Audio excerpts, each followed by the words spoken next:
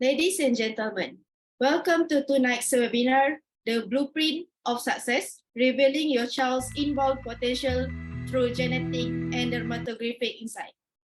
We are thrilled to have each and every one of you joining us here today. Before we begin, we kindly request all participants joining via Zoom to ensure that your microphones are muted and your cameras are turned off for the duration of the event, as they will help maintain the quality of our program. Thank you for your cooperation.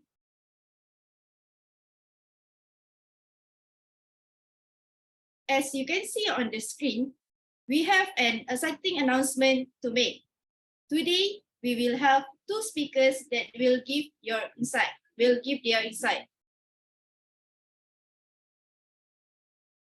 Before we begin, I would like to share an exciting announcement that we have prepared for you. We have created a WhatsApp group where you can receive additional information, updates, and exclusive promotions from CareXera Health. If you would like to be the part of CareXera community and stay connected with us, we invite you to scan the QR code displayed on your screen or visit the link provided in the chat. By joining the WhatsApp group, you will gain access to valuable insights, resources, and special offers related to unlocking your child's inborn talent. Without further ado, our first speaker for the evening is Dr. Mohd Sabri, the Chief Executive Officer of CareXera Health Sendian Berhad. He will be sharing his insights on From Genes to Genius, Redefining Success Through Your Child's Genetic Potential. Dr. Sabri's expertise in this field will provide valuable insights into understanding how genetic factors contribute to our children's potential for success. Without wasting any more time, let's dive into the science behind this new technology. Please join me in giving a warm virtual welcome to our first speaker of the evening, Dr. Mohd Sabri.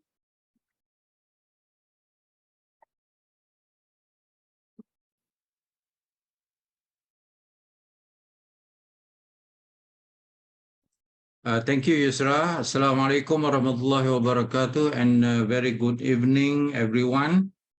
So I will be sharing with you on the first part of the blueprint of success, on how we are able to identify child inborn potentials through genetic and dermatoglyphic insights. First of all, I would like to introduce myself for those who have not, who do not know about me. I'm a medical doctor with more than 25 years experience in occupational health field, and have been working as a corporate health advisor for local and international company, especially focusing on occupational health and lifestyle modification program. My last tenure as the health advisor, occupational health advisor in Petronas, and leading quite a number of new programs in Petronas, such as mental health program, digital healthy lifestyle program, digital employee assistance program. I developed minor care or mental first aid, and also eye care, individualized coaching for resilience and enhancement for Petronas. However, 1 year before I retire from Petronas, I pursue into genomic medicine by continuing my study in postgraduate diploma in genomic medicine to understand more about the future technology that we can use in detecting or predict risk of inherited diseases or chronic diseases, as well as to provide proactive interventions through healthier lifestyle modification. And at the same time, I found out that DNA and fingerprint profiling also can be used to identify child's inborn potential, strength, EQ, IQ, personality, where we are able to provide personalized children development and education. So hence, we create a company that focusing on the aspiration to provide most affordable, personalized predictive tools an end-to-end solution for preventing chronic disease, promoting longevity or healthy longevity, as well as enhancing personal childhood development and education. Okay, jadi itulah di antara hasrat kami di CareXera Health, sebenarnya membantu community kita dalam mencapai healthy longevity dan juga membantu ibu bapa untuk mengenal pasti kekuatan anak-anak untuk diperhebatkan dan juga untuk mengenal pasti apakah potensi atau kelemahan ataupun challenges cabaran yang mereka akan hadapi di kemudian hari untuk diperbetulkan ataupun untuk diperbaiki. Okey, jadi bila kita bercerita tentang blueprint of success, apakah dia blueprint? Bila kita lihat tentang manusia ni, kita punya blueprint sebenarnya adalah genetic information yang disimpan di dalam human genome. Dan human genome ini berada di dalam 37.2 trilion sel manusia. Jadi kalau kita lihat sel yang ada pada sebelah kanan ni, dalam sel ada nukleus dan dalam nukleus ada kromosom. Dan kalau kita ambil satu kromosom dan kita tarik kromosom ni, sebab kromosom ini diputar mengelilingi histon. Satu benda yang bulat yang dipanggil histon, dia dibelik, kromosom ini dibelik ataupun dililit kepada di keliling histon ini. Jika kita tarik kromosom ni, kita akan lihat thousands of genes yang menjadikan satu kromosom. Dan dalam genes ini terdapat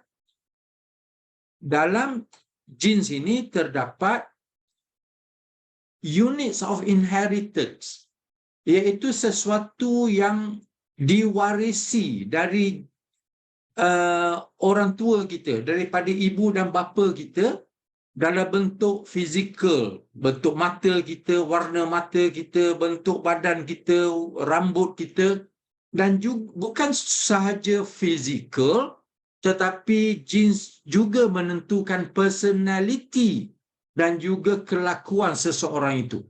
Jadi genes lah sebagai tempat blueprint ataupun template ataupun kita panggil asas seseorang itu dilahirkan dan bagaimana mereka menyerupai apa yang diwarisi oleh mak dan ayah mereka. Okey? Jadi dalam genes itu terdapat DNA ataupun kita panggil deoxyribonucleic acid, dan DNA ini terdiri daripada 4 nukleotide. Dalam diri manusia ni hanya Allah Ta'ala jadikan 4 saja nukleotide.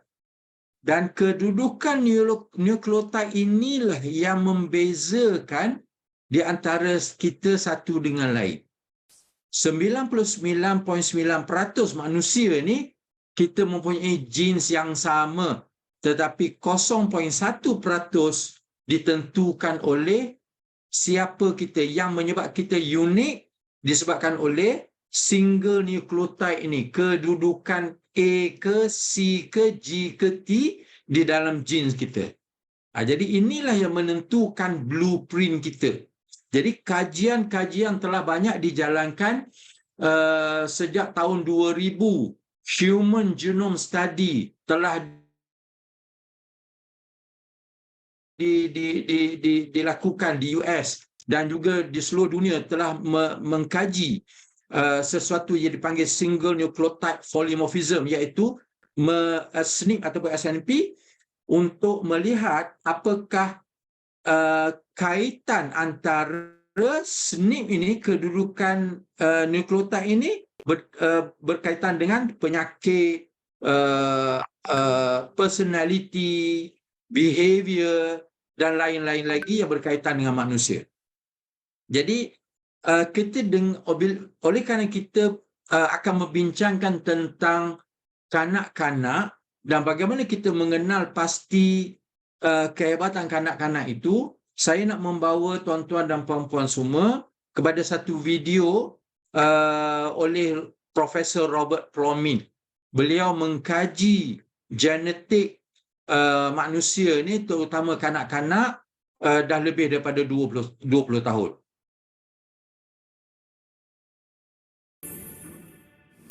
Well, people wonder, parents, teachers wonder, why are children so different in their ability to learn, like to learn to read or just to learn more generally.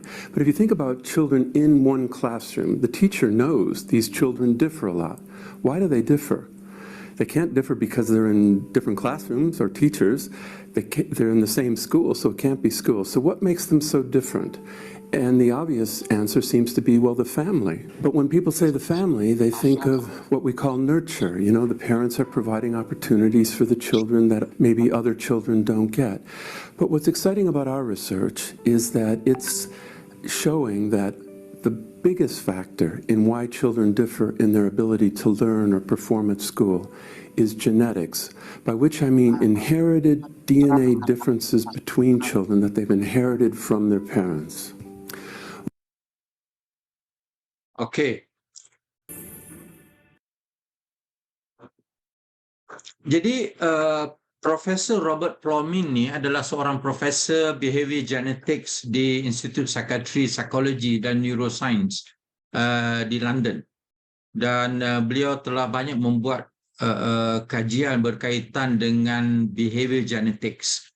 Jadi sebab tu di antara buku-buku yang beliau keluarkan iaitu Blueprint, How DNA Makes Us Who We Are, G for Genes, Behavior Genetics, dan juga Behavior Genetics in Post-Genomic Era.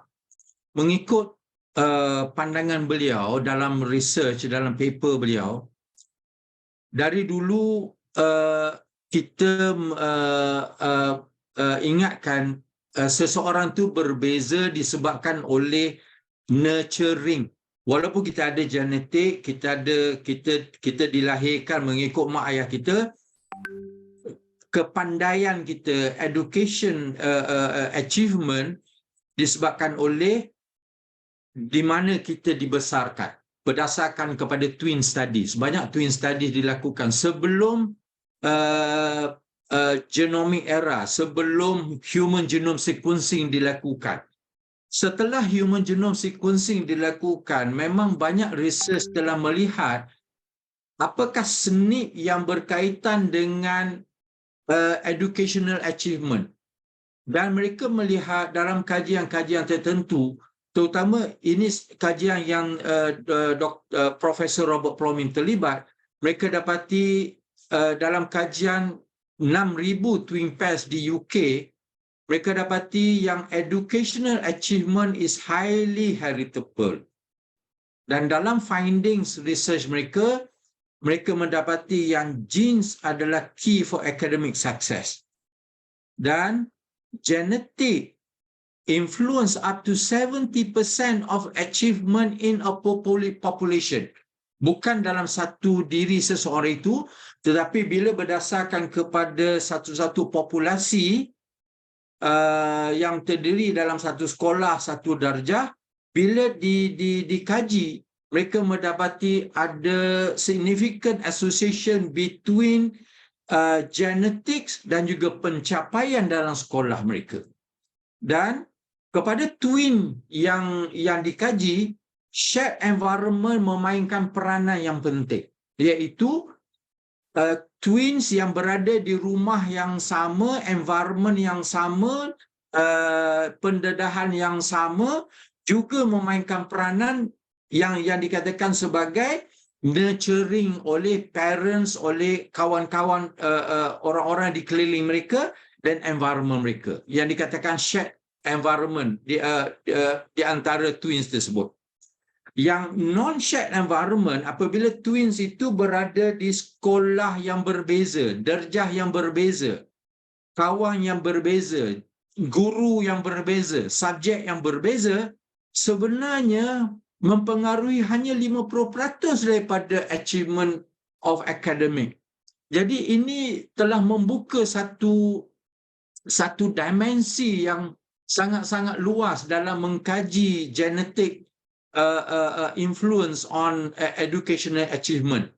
Sebab itulah di antara recommendation daripada study ni ialah bagaimana kita boleh mengenal pasti anak-anak ni di peringkat awal, iaitu 6 tahun ke bawah. Kenapa 6 tahun ke bawah? Kerana dalam masa 6 tahun ke bawah ini, kanak-kanak itu dilahirkan dengan genetik daripada ibu bapa mereka. Tetapi jika ibu bapa mereka tidak mengenal pasti kekuatan dan kelemahan, terutama kelemahan yang ada pada anak-anak ini, tidak dapat diperbaiki dalam masa otak tengah berkembang dengan dalam keadaan yang cepat. Sebab itulah di antara kajian yang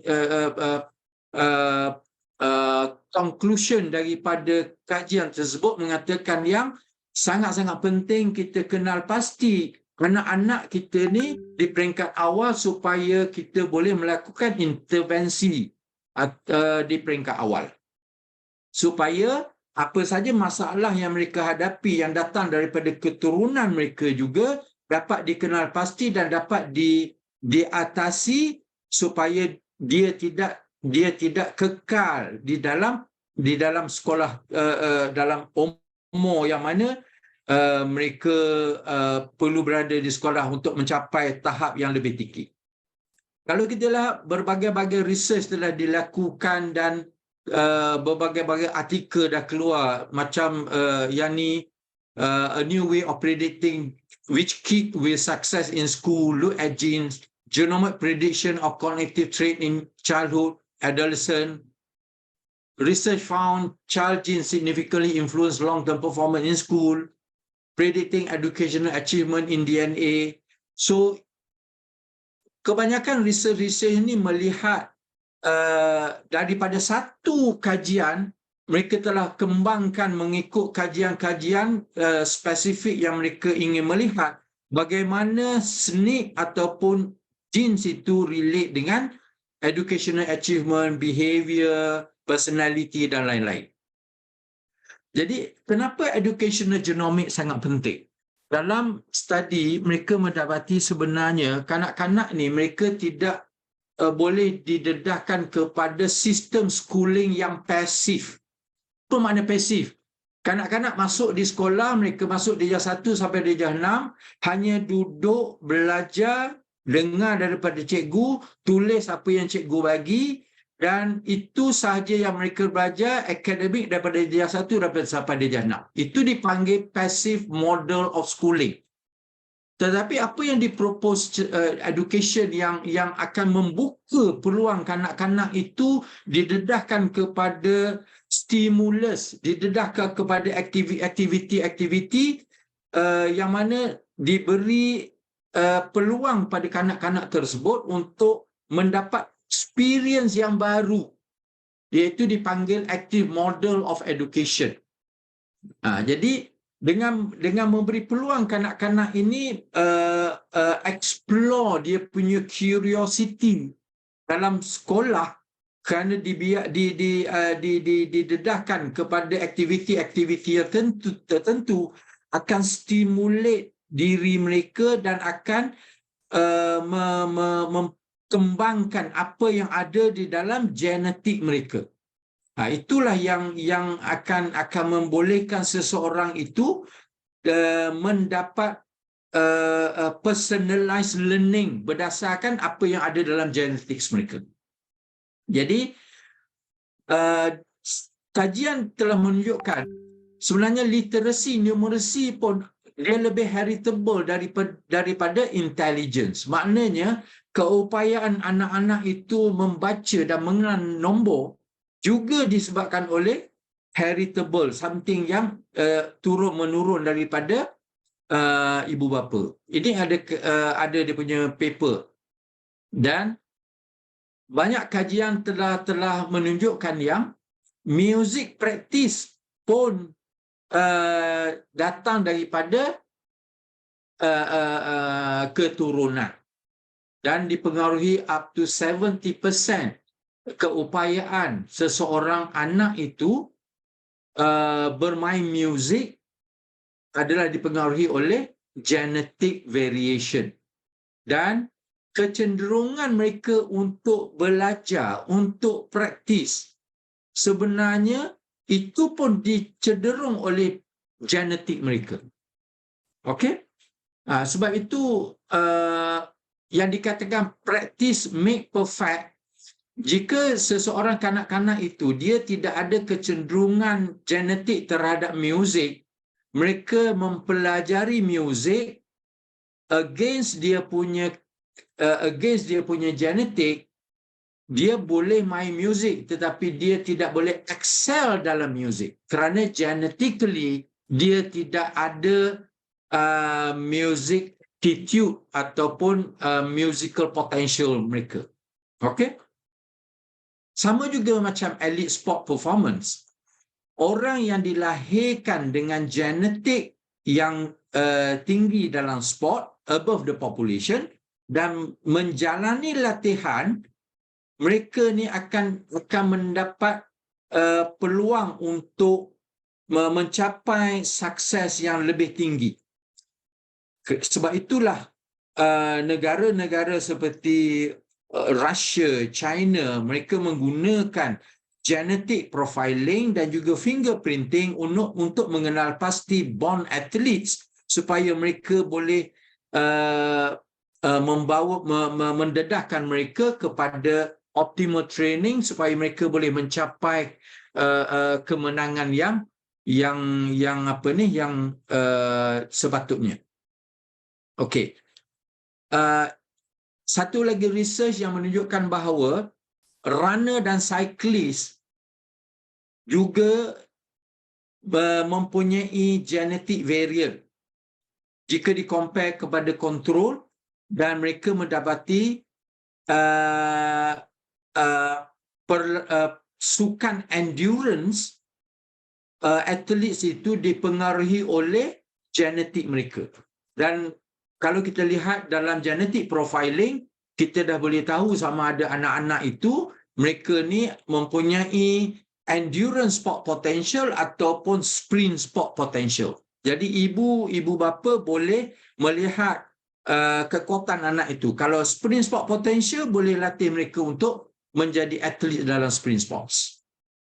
Okey, sama juga talent in music, chess, mathematics juga dipengaruhi oleh genetics. Jadi bila ada genetics, kekuatan genetik dan di-nurture ke atas, nurturing over the nature, maka kanak-kanak itu akan excel dalam kehidupan mereka, dalam pencapaian mereka. Okey, jadi apakah dia genetic nurture? Ini berdasarkan kepada studi, banyak studi. Kalau kita lihat berbagai-bagai studi telah melihat apa itu genetic nurture. Genetic nurture ni sebenarnya adalah apabila sebab genes anak ini datang daripada parents, datang daripada ibu bapa. Jadi sekiranya parents ini mengenal pasti apakah genetik yang datang daripada mereka dan mereka nurture anak-anak ni dalam situasi yang sama untuk mengembangkan kehebatan mereka berdasarkan apa yang telah ada dalam kehebatan ibu bapa mereka, maka anak-anak ini akan excel sangat cepat. Okey? Jadi seperti kita ambil contoh, kalau parents itu dia ada mempunyai genetic predisposition high conscientiousness, seorang ibu bapa yang sangat-sangat memahami, ada goal dalam hidup dia, dia sangat-sangat memahami apa yang diperlukan oleh anak-anak tersebut. Ini berdasarkan kepada genetic predisposition, dan dia memberi stimulus, dia merangsang anak-anak dan memberi support kepada anak-anak tersebut, maka anak-anak ni akan mencapai pencapaian education yang tinggi kerana ibu bapa ini telah mempunyai genetic predisposition, high conscientiousness. Banyak case, banyak example. Satu example yang negatif, parents yang mempunyai genetic predisposition anxiety yang tinggi. Maka parents ni dia akan rasa risau terhadap anak dan dia jadi overprotective dan dia overcontrolling. Genetik anak ni, dia jika anak ni mempunyai genetik yang sama seperti ibu bapa mereka, akan menyebabkan anak itu terus mendapat anxiety.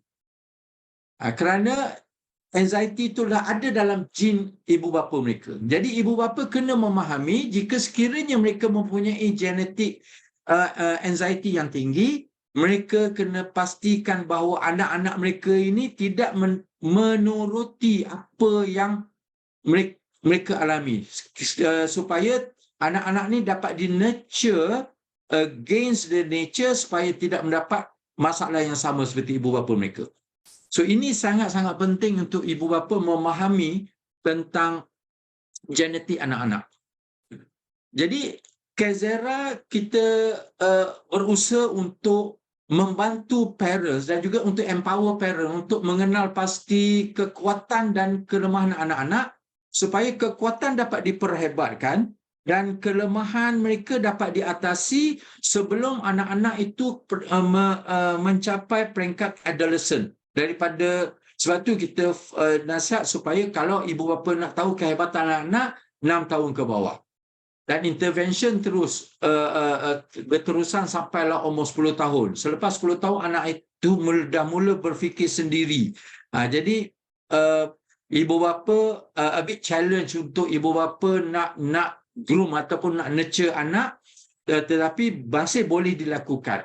Sehinggalah umur 18 tahun itu perlu agreement daripada anak-anak tersebut supaya mereka memahami apa kekuatan mereka, apa kelemahan mereka dan supaya mereka juga dapat mengatasi dapat mencapai kehebatan dan juga mengatasi kelemahan mereka. Dan di CareXera juga kita develop parental guidance berdasarkan kepada DNA profile dan juga dermatoglyphic untuk membantu parents macam mana untuk assess. Jadi DNA profiling dengan dermatoglyphic profiling ini sebenarnya sebagai guidance kepada parents untuk menggunakan guidance ini supaya mereka boleh assess di area-area yang tertentu untuk melihat sama ada betul ke tidak anak ini mempunyai kekuatan dalam bidang tersebut ataupun mempunyai kelemahan dalam sesuatu bidang. Jadi supaya assessment ini dapat dicatat dan intervention dapat dilakukan. Kita akan guide parents, empower the parent macam mana untuk enhance the strength of the child dan juga macam mana untuk address the weaknesses. Dan di CareXera kita ada educational psychiatrist dan juga clinical psychologist supaya dapat membantu mana-mana ibu bapa yang mendapati mereka tidak boleh intervention yang mereka lakukan ataupun aktiviti yang mereka lakukan tidak memberi kesan kepada anak. Kita kena analyse educational psychiatry dan clinical psychologist akan membantu untuk mengenal pasti apakah punca yang anak-anak itu tidak dapat dibentuk oleh ibu bapa itu. Jadi di CareXera kita membuat DNA profiling untuk child dan ini adalah reportnya. Kita melihat apakah talent anak-anak itu, IQ, EQ, personality dan overall wellness.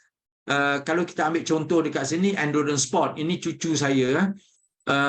Endurance sport dia memang genetically dia memang lemah, jadi kita tak akan enhance dia punya genetik dia punya sport kerana exercise sahaja dah cukup untuk dia tak boleh excel dalam dia punya sport. Tetapi kalau kita lihat dari segi dia punya kekuatan di mana, oleh kerana atuk dia berniaga dan atuk belah saya pun berniaga, atuk belah ayah pun berniaga, maka genetik entrepreneur dia above the average. Dan kalau kita tengok working memory dia pun above the average. Dan kalau kita tengok aggressiveness dia pun above the average. So, anak-anak seperti ini, aggressiveness dia sangat penting untuk kita positifkan untuk jadi entrepreneur. Jadi ini di antara kekuatan yang kita lihat dalam anak yang mana kita boleh kembangkan. Makna daripada sekolah rendah lagi, kita dah boleh dedahkan mereka kepada aktiviti yang kembangkan minda mereka kepada menjurus kepada kekuatan mereka. Dan ada sedikit report berkaitan dengan nutrition yang disertakan dengan talent EQ, dan personality. Ini cerita sedikit tentang apakah vitamin yang mungkin division, bukan makna dah dapat division, yang mungkin dia boleh mendapat deficiency dan kita boleh nasihat ibu bapa untuk menjaga dari segi pemakanan. Okey, dari segi dermatoglyphic, dermatoglyphic ini adalah satu bidang yang telah lama dikaji. Cuma kita tidak mengetahui tentangnya sehinggalah kita terjumpa. Jadi dah centuries, dah lama dilakukan kajian ini, dan kemudian ini di peringkat terakhir ini studi dermatoglyphic berkaitan dengan intelligence, personality dan juga human development behavior telah banyak dilakukan. Dan dermatoglyphic ataupun fingerprint profiling ni bukan palmistry ya, seperti setengah-setengah orang yang mereka tidak mengetahui, mereka kata mengkaji orak di tangan ni adalah palmistry. Palmistry adalah pseudoscience, tetapi dermatoglyphic adalah sains, kajian-kajian saintifik. Dari sejak 1926 lagi, Father of Dermatoglyphic mengeluarkan buku yang Bible of Dermatoglyphic, kajian terhadap kanak-kanak on psychological personal development, dermatoglyphic in medical disorder, dan 1985 seorang profesor di Harvard University membuat kajian dermatoglyphic dengan multi intelligent theory dan apply dermatoglyphic untuk mengkaji intelligence seorang itu. Dan 1994 ini seorang pengkaji, dia membuat PhD mengkaji tentang 7,000 dermatoglyphic artikel dan publish banyak jurnal dan buku. Dan 1970 Soviet Olympic Committee mengenal pasti potential athlete, dia panggil born athletes, dengan melihat dia panggil ATD angle, yang mana kalau ATD angle itu kurang daripada 36, seorang itu dianggap sebagai born athletes. China 1980 juga menggunakan dermatoglyphic untuk select athletes, dan sebab itulah mereka memenangi banyak medal di Olimpik. Jadi apa yang ada dalam dermatoglyphic ya? Dermatoglyphic ini berdasarkan kepada big data analytics, dan apa saja yang kita check 10 fingerprint ni, kita hantar ke server itu akan churn the data berdasarkan kepada fingerprint yang kita ada. Kita boleh melihat apakah karakter seseorang itu, talent, EQ, IQ, AQ, CQ, dan juga dia punya learning techniques. Dan ini adalah useful tools untuk personalized parenting dan juga untuk HR menggunakan untuk memilih pekerja-pekerja untuk vakansi yang tertentu. Setakat ni apa yang saya buat sendiri, saya dapati almost 100% it represent me, because I validate on myself lah. Dan beberapa orang doktor yang kita buat pun mereka katakan itu almost perfect menggambarkan diri mereka sendiri. Dan dalam dermatoglyphic kita melihat kekuatan seseorang itu strength berdasarkan kepada brain lobe, apakah kehebatan mereka dan di manakah kelemahan mereka, dan ada potensi dipanggil Inborn intelligent potential. Dan kita melihat sama ada seseorang itu dia right brain ataupun left brain, sama ada dia abstract thinking ataupun dia analytical thinking. Dan kita boleh melihat seseorang itu sama ada dia mempunyai EQ, IQ, AQ, CQ berdasarkan kepada quotient dia, percentage dalam diri seseorang itu. Okay, emotional quotient dia mempunyai empathy yang tinggi, intelligent quotient kehebatan dia dalam bidang tertentu, adversity quotient dia seperti resilience, dia kalau adversity quotient yang tinggi dia very high stress tolerance, creativity quotient yang tinggi dia mempunyai creativity yang tinggi. Ini adalah acquiring methods macam mana anak-anak itu mendapat maklumat yang dia nak gunakan. Seperti ini yang saya tunjuk ni adalah cucu saya 90% dia imitate apa yang ada di surrounding dia. Dia dengar, dia cakap, dia lihat, dia buat. Itu yang memang kita lihat dengan mata kepala kita sendiri, kekuatannya dalam imitation. 10% saja dia belajar melalui diri mereka sendiri ataupun self-aspiration. Dan kita boleh tahu kekuatan seseorang itu, dia punya personality berdasarkan kepada DISC. Dulu DISC menggunakan questionnaire. Untuk personal development, HR menggunakan DISC. Sekarang ni DISC, kalau questionnaire, sometimes orang menjawab dengan memikiri what I want to be, who I want to be. Tetapi bila membuat fingerprint profiling, dia adalah fix, dia adalah objektif dan tidak subjektif. Learning style juga kita boleh melihat kekuatan anak itu. Contohnya kalau kekuatan anak itu dia belajar melalui kinestetik, mereka tidak boleh mendapat maklumat daripada, mereka tak boleh belajar melalui auditory dan visual. Biasa anak-anak seperti ini, mereka ni bergerak, mereka suka bergerak. Dan anak-anak yang seperti ini dikenali sebagai anak-anak yang nakal di sekolah. Bila kita buat test, kita dapati memang kinestetik dia tinggi. Sebab sekarang ni education system kita adalah lebih kepada akademik. Kita tidak mendedahkan anak-anak di peringkat awal sekolah, primary school, secondary school. Zaman-zaman dulu, masa saya sekolah dulu ada. Belajar memasak, belajar menukang, di sekolah menengah pun dah ada bengkel. Tetapi sekarang semua ibu bapa, semua sekolah mementingkan akademik. Lepas akademik, tingkatan 5 barulah masuk vocational, masuk politeknik, masuk IKM, masuk Giat Mara. Dan mereka ni dianggap orang yang pas akademik, baru mereka dihantar ke tempat yang skill.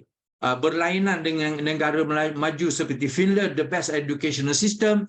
Dari peringkat sekolah rendah lagi dah mereka ada lab yang mana kanak-kanak diberi belajar memasak, menukang dan lain-lain technical training, supaya guru-guru dari awal lagi dah boleh menilai kehebatan anak-anak itu dari segi skill mereka, kehebatan dari segi kinestetik ataupun audiovisual. Jadi anak-anak itu dinilai dari peringkat awal lagi kehebatan mereka, supaya bila lepas dijana mereka dah boleh terus masuk technical school ataupun vocational school, dan mereka boleh menjadi hebat dalam skill training. Dan kita melihat dari segi intelligence seseorang itu. Saya tak dapat nak detail cerita tentang intelligence, tapi 8 intelligence ni sangat-sangat perlu untuk seseorang itu membantu mereka untuk career mereka. Dan ada cadangan career yang bersesuaian dengan fingerprint profiling, kehebatan mereka, dan mereka boleh memilih yang mana kesesuaian dengan passion yang mereka ada. Okey, ini saya nak share salah satu parents mengikut experience mereka. Anak parents ini 9 tahun, dikatakan oleh cikgu dia dyslexic, dan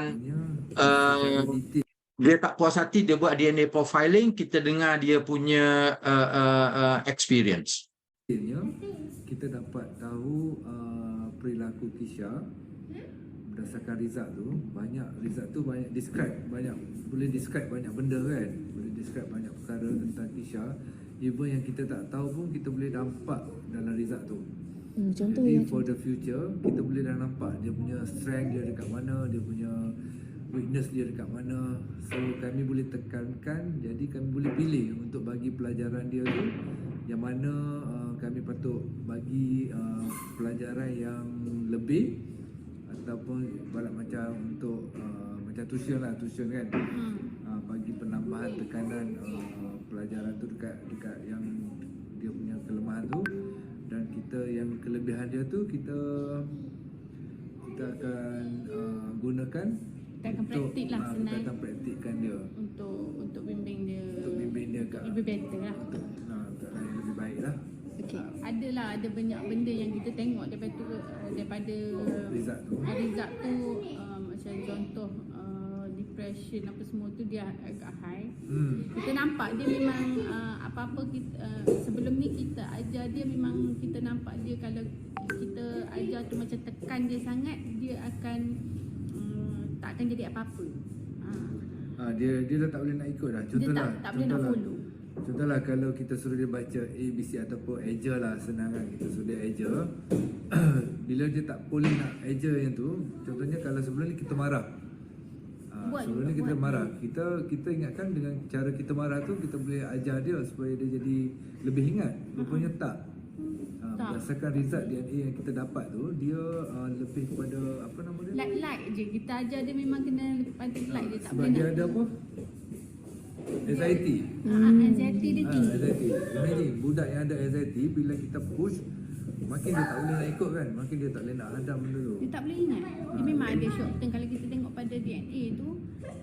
Okey, oleh kerana masa mencemburui saya nak cut short yang ni. Anak ni 9 tahun tak dapat membaca, lepas dapat DNA kita review, kita beritahu anak ni ada high anxiety. Ibu bapa jangan pressure anak, bagi anak buku, let them do the work. Sebab anak ni dia punya working memory dia very good. Jadi dia punya anxiety very high. Dia punya depression pun very high. Jangan push, jangan paksa, jangan pressure.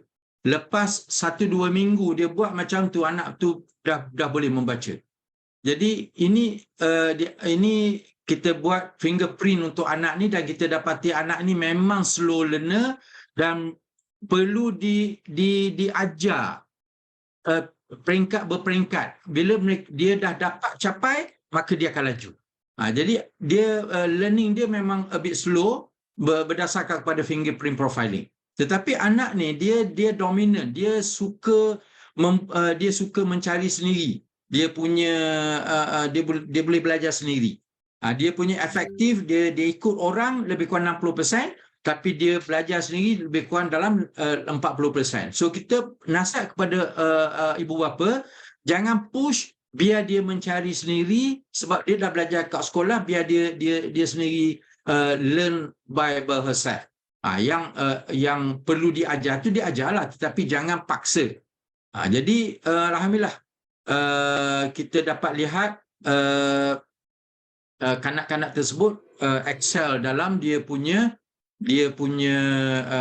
study. Okey, saya rasa saya tak sempat nak tunjuk saya punya video. Saya rasa setakat itu sajalah. Saya serah kepada Yusra. Thank you, Dr. Sabri, for the new knowledge. We move on. Following Dr. Sabri's talk, we are honored to have with us Dr. Norzila Zakaria, who is an educational psychiatrist.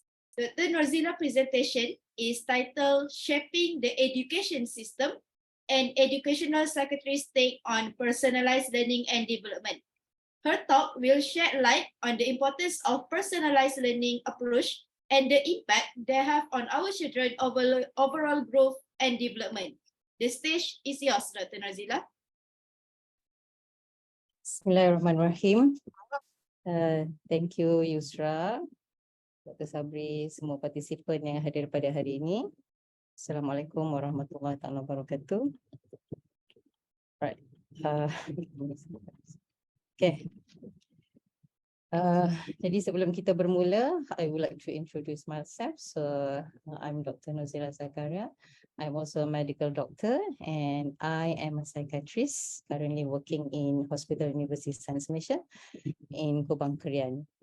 On top of that, I'm also appointed by the Show Me Edu with Berhad as an educational psychiatrist. I believe that most of you maybe we never heard, memang pun never heard about this educational psychiatrist. Tak ada dekat Malaysia ni. So this is actually the term yang I find myself because I have a lot of very passion in education. So I'm studying about teachers, about children. I'm bridging the gap between the mental health and the children education. And at the same time, actually, what inspired me to work through this thing is because I have been involved with the Ministry of Education for quite some time. Since 2005, since I'm working as a psychiatrist, I have been in the child and guidance unit, in HUSM. Also, I have been dealing with many children with learning disabilities. If you want to be negative, or if you want to be positive, you will say children with multiple abilities. All right, and then also invited to share my knowledge, in fact, to the level of Ministry of Education in Putrajaya. So I've been invited since, I think, about for the past 2 years in the curriculum development, sektor pendidikan khas di Putrajaya, to give some input about children development and pembinaan kurikulum untuk pelajar-pelajar dengan keperluan khas. So itu sedikit sebanyak tentang diri saya. Jadi pada hari ini kita semua dah mendengar daripada Dr. Sabri tadi. It's a very interesting topic yang I myself still very excited because I myself also have received my fingerprint profile, my fingerprint profiling, and we are all excited to know about ourselves. So what more if I am dealing with children and adolescent? Ada ramai klien-klien saya yang saya temui dan mempunyai isu dalam pembelajaran. So saya adalah orang yang biasanya terakhirlah yang akan menemui mereka yang mempunyai isu cabaran dalam pembelajaran, berjumpa dengan parents, dan berjumpa dengan guru-guru yang tak tahu macam mana nak buat dengan children macam ni. So kalau hari ini saja saya dah berbincang dengan Yusra, klien-klien saya yang saya jumpa, saya tak panggil klien saya pesakit. Satu benda, saya tak panggil klien saya pesakit sebab they are not my patients.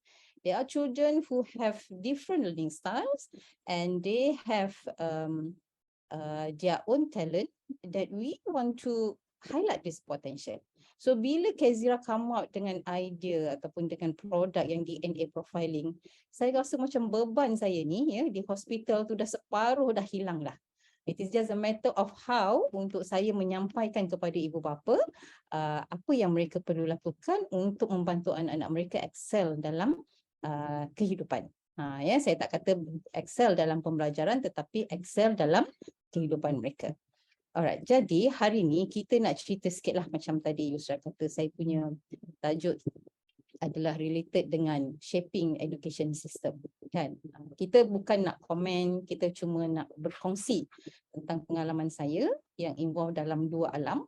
Dua alam macam kata kan, dua alam di di psychiatry atau mental health dan juga di pendidikan. Jadi memanglah saya sebenarnya saya belajar, saya buat PhD saya tentang education, fully di faculty education. Jadi orang kata sistem pendidikan negara tu semua saya baca daripada awal hingga akhir dan saya tulis dalam tesis saya. Jadi ilmu yang ini bila kita kongsi dan combine kan dengan ilmu kesihatan mental, kita nampak sangat dia punya gap yang perlu kita isi. Dari dulu hingga sekarang saya sendiri mengimpikan my dream is actually to have a school that really polish the potential of our kids. Maknanya saya selalu cerita bahawa sekiranya saya ada kemampuan, saya nak bina satu sekolah yang kalaulah budak ni suka masak, let her become a good cook. Good chef kan, apa dia panggil cook ke panggil chef kan, bahasa Inggeris saya pun minta maaf lah ya. Ataupun let's say that dia ni memang suka music, let her become a musician ataupun dia become expert ke nak mengajar music ke macam tu. Jadi inilah yang saya nak cuba bawakan dan memberi kesedaran kepada kita semua bahawa kita sebenarnya banyak berdosa kepada anak-anak kita. Kat mana dosa kita tu? Kat mana sebab kita memaksa anak kita menjadi orang yang mereka tak nak. Ini sebenarnya kita lah. Ini adalah satu model yang saya nak bawa kesedaran kepada kita semua. Saya tak kata siapa-siapa, saya tak kata mana-mana negara, tetapi kita nilaikan sendiri adakah kita sebenarnya macam ni. Kita masuk, kita daripada berbagai warna kan, tengok pakaian saja dah analogi gambar ni sangat cantik. Berbagai-bagai gaya, berbagai-bagai idea semua. When we go to public school, Ya. Then we come out semua typical. Sebab itu dia dipanggil ini adalah Industrial Revolution Model Education, where we focus on the IQ. In particular, we have to memorize and ada standard. Ada standard ni maksudnya apa? Kita ada subjek yang kita kena belajar, matematik, bahasa Malaysia, bahasa Inggeris, sains. Dan bila dia ada standard macam ni, kita kena ada syllabus. Ada syllabus, teachers have to prepare the syllabus. And then bila ada preparation, they have to teach and assess the students. And finally, kena ada outcome. And then the outcome goes to the grade A, B, C's, and we are competing each other from school, from individuals, ya, daripada district ke district tentang grades. Ya, tentang grades. Jadi, apakah nasib ya kita diri kita lah, sebahagiannya diri kita yang mempunyai potensi tetapi kita tidak direzekikan Allah untuk mempunyai kebolehan untuk mengingat. Saya sendiri mempunyai very short term memory. Dr. Sabri tahulah saya punya result short term memory. I have problem with reading, I have problem with learning, with listening. So I am one of the, not to say I'm the victim lah, but right now I'm also a medical doctor, but throughout I develop my own. Nanti kita akan cakap pasal brain neuroplasticity ya, tentang macam mana kita boleh cover apa yang kita rasa kekurangan dalam diri kita. Sorry. Okay. So slide saya ni banyak gambar je. So this is what happened in most of the countries in the world.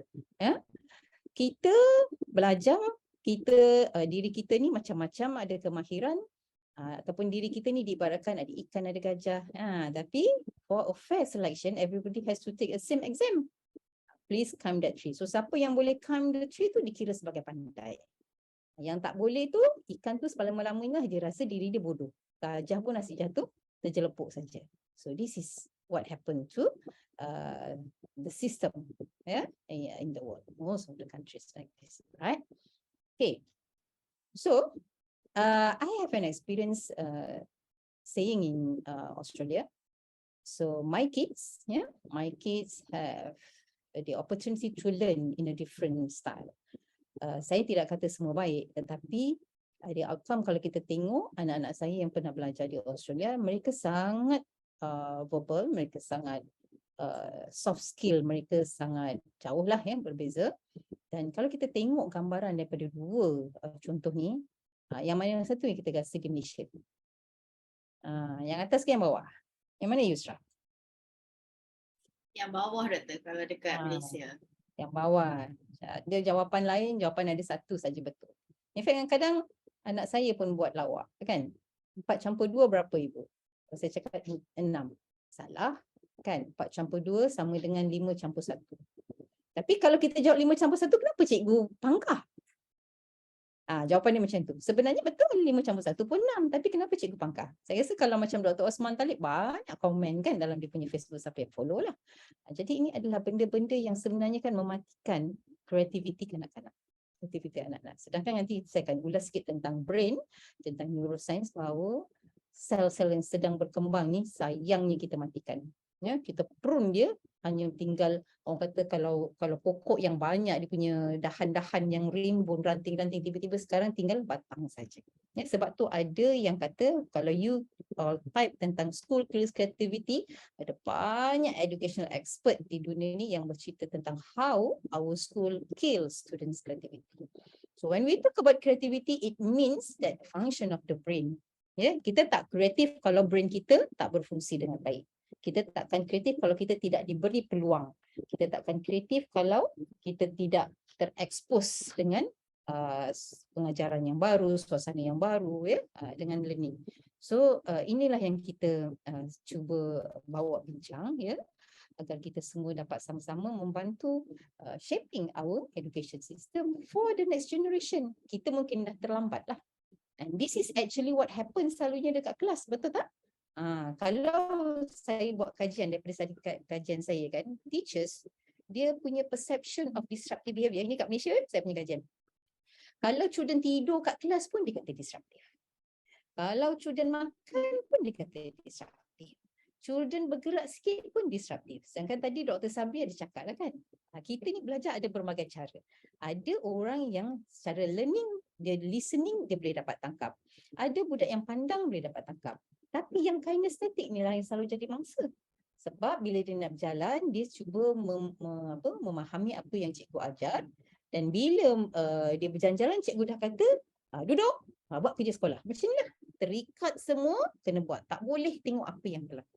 So I remember one story where children ni, dia dalam TED Talk saya tengok, dia adalah a child dengan ADHD. Dia panggil ADHD survivor.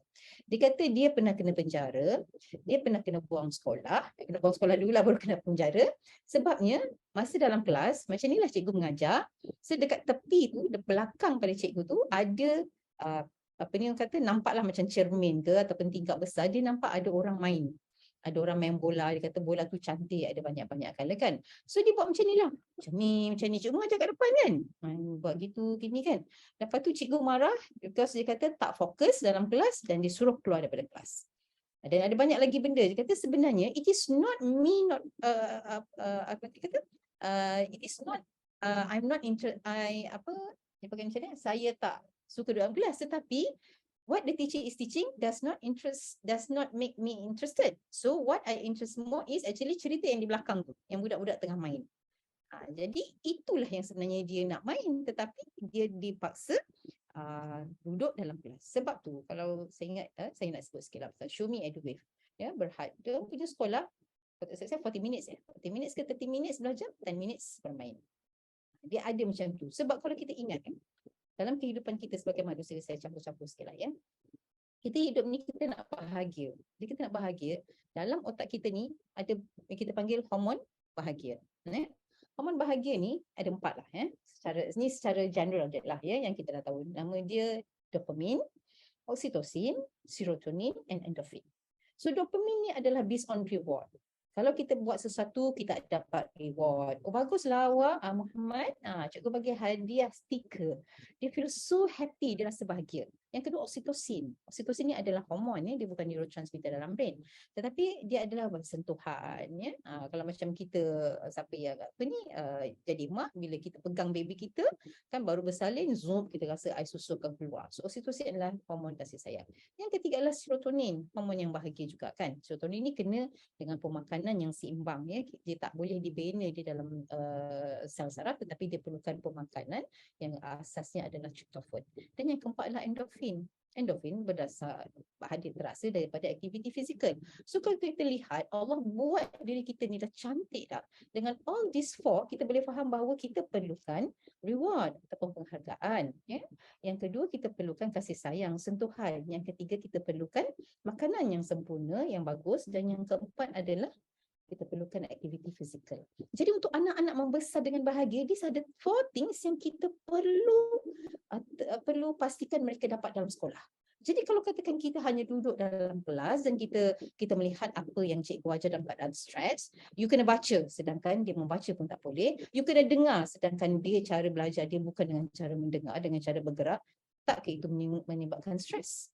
Bila stres, serotonin kita rendah dan a lot of things macam anxiety keluar. Tadi Dr. Sabri dah ceritakan tentang anak yang tertekan menyebabkan anxiety keluar dan dia tak boleh baca. True enough, bila kita tak tekan dia, dia boleh membaca dengan baik. So that is evidence. Ya, alright. Okay. Jadi sekarang ni kita macam mana cara kita nak menggunakan inborn potential kita. Saya dah cerita pasal fingerprint profiling, pasal DNA profiling and so on. So ini adalah masanya untuk kita sama-sama ya, untuk membantu generasi akan datang macam mana kita nak menggunakan apa yang Allah dah beri. Kenapa kita nak sia-siakan. Ya. So sekarang kita lihat.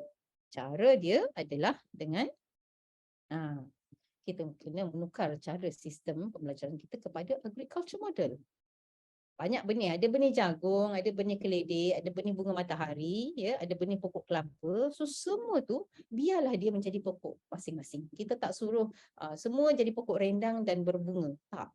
Pokok kelapa dia akan tinggi, buah dia tinggi, ya. Pokok keledai akan menjala dan berisi di dalam tanah. So we want to help our children become themselves.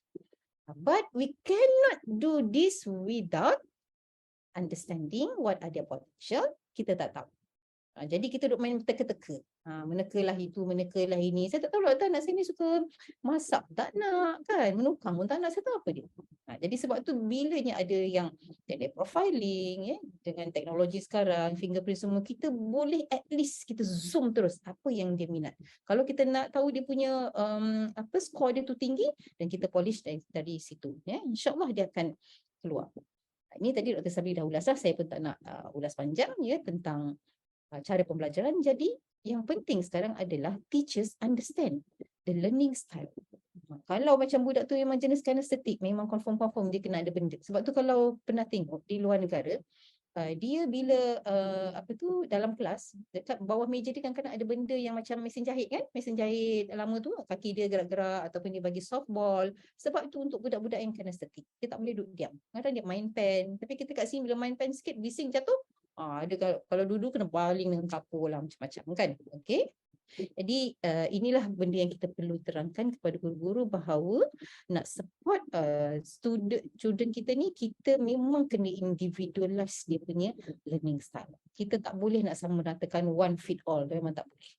Kena ada individu. Sebab walaupun kembar, tadi Dr. Sabri ceritakan, walaupun kembar sebenarnya, kalau di nurture berbeza, di hasil dia akan berbeza. Yusra, saya ada berapa minit lagi Yusra?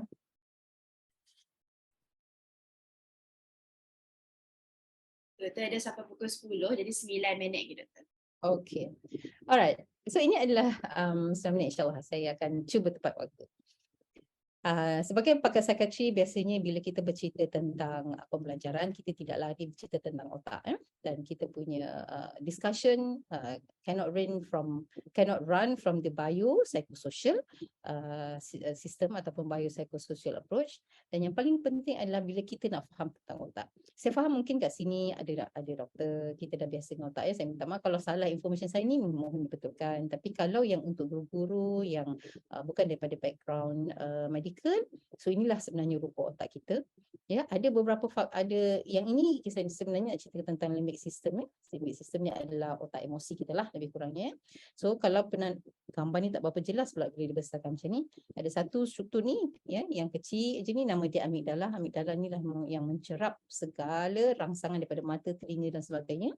Sensori kita tu, adakah ianya satu ancaman? Sekiranya berlaku satu ancaman, emosi kita akan cepat rasa macam takut sebab fight and flight response telah diaktifkan. Itu emergency button.